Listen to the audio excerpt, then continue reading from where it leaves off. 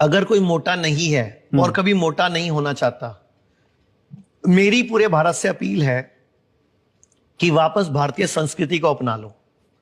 अपनी किचन जो स्टैंडिंग कर ली वो वापस सिटिंग कर लो। पहले हमारे घर में सिटिंग किचन होती थी, नीचे बैठ के खाना पकता था, नीचे बैठ के रोटी वेली जाती थी, नीचे बैठ के झाड़ू मारा जाता था, बोकर बोलते थे उसको, नीचे बैठ के पोछा मारा जाता था।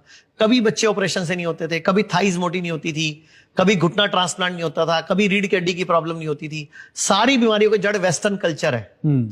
इंडियन टॉयलेट सीट थी, कभी कब्जी नहीं होती थी, गैस नहीं बनती थी, तेजाब नहीं बनता था, किडनी फेल नहीं होती थी, लीवर फेल नहीं होता था, सब कुछ भी नहीं होता था, प्रोस्टेट की प्रॉब्लम नहीं होती थी। तो मेरी पूरे भारत से अपील है, अभी भी अगर आप कर सकते हो तो वापस किचन को नीचे बैठ के कर लो। अब आप सोचोगे आपका तो मॉडर्न हाउस है, तो भैया मॉडर्न हाउस में घुटने आपके बदले जाएंगे, रीढ़ की हड्डी का ऑपरेशन हो जाएगा, किडनी खराब हो जाएगी, तब क्या करोगे? वो ज्यादा अच्छा है कि किचन को तोड़ के ठीक करना ज्यादा अच्छा है? दूसरा, टॉयलेट सीट इंडियन कर लो, वापस पोछा झाड़ू शुरू कर दो घर का करना। अपने घर में नीचे बैठ के झाड़ू मारो, नीचे बैठ के पोछा मारो, भोजन नीचे बैठ के करो। अगर पलंग पे बैठ के भोजन करना है, भारत पलंग पे बैठ के भोजन करता है, जबकि पलंग पे भोजन पहले बीमार करते थे। मतलब पलंग पे भोजन कम मिलता था, जब बीमार होता था बंदा तो उसको उसके पलंग पे दे दिया था। तो अब हम पलंग पे भोजन करते हैं। तो पलंग पे भोजन करते हो तो वज्रासन में करो भोजन। एक लकड़ी की चौकी बनवा लो इतनी ऊंची, वज्रासन में बैठ जाओ और आगे चौकी रख के खाओ।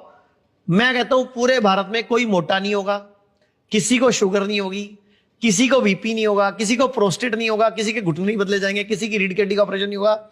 मतलब पूरा भारत स्वस्थ हो जाएगा। हॉस्पिटलों में खर्चा कम हो जाएगा, डॉक्टरों के पास जाना नहीं पड़ेगा, भारत सरकार का लाखों करोड़ बचेगा हर महीने हर साल। एक और काम कर सकते हैं, जो हमारा अंगूठे का नाखून है, अपने खाने की बाइट का साइज ये कर लो। अच्छा, 1 सेंटीमीटर बाय 1 सेंटीमीटर। मैंने बताया ना, खाने को पीना है, तो खाने की बाइट इतनी छोटी कर लो, इसको 32 बार चबाओ। अब आप बोलोगे इसमें सब्जी नहीं आती, तो इसको सब्जी में डाल लो, चम्मच से खा लो। मतलब सब्जी ज्यादा खाओ, दाल ज्यादा खाओ, आटा गेहूं मतलब और चावल कम खाओ। और एक और बात बोलना चाहूंगा, पुराने टाइम पे आप अपने घर पे पूछना, मम्मी पापा को, दादा दादी को, जो भी आपके घर में है, उनसे पूछना कि पुराने टाइम पे नव अन्न कोई नहीं खाता था। मतलब नया गेहूं नहीं खाते थे, नया चावल नहीं खाते थे, पहले उसको ड्रमों में भरते थे, पुराना करते थे। जैसे अभी गेहूं का सीजन है, गेहूं आया, हमने ड्रम में भर दिया, तो जो नीचे गेहूं होता था, नीचे एक छेद होता था, वो छेद खोलते थे, पुराना गेहूं निकल आता था। मतलब पुराना गेहूं 1 हफ्ते का निकालते थे, उसको 2 घंटे भिगो के रखते थे, फिर उसको सुखाते थे, फिर 1 हफ्ते का पिसवाते थे।